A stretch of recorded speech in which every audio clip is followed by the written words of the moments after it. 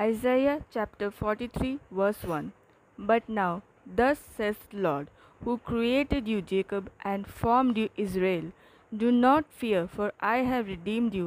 I have called you by name. You are mine. சையா 43:1. இப்போதும் யாக்கோபே, உன்னை சிருஷ்டித்தவரும் இஸ்ரவேலே, உன்னை உருவாக்கினவருமாகிய கர்த்தர் சொல்லுகிறதாவது, பயப்படாதே, உன்னை மீட்டுக்கொண்டேன், உன்னை பெயர் சொல்லி அழைத்தேன், நீ என்னுடையவன். यशायाह चैप्टर 43 वर्स 1.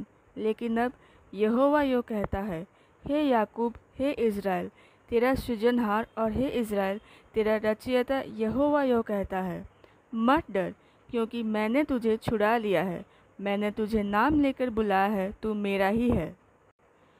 আইজাইয়া chapter 43 verse 1।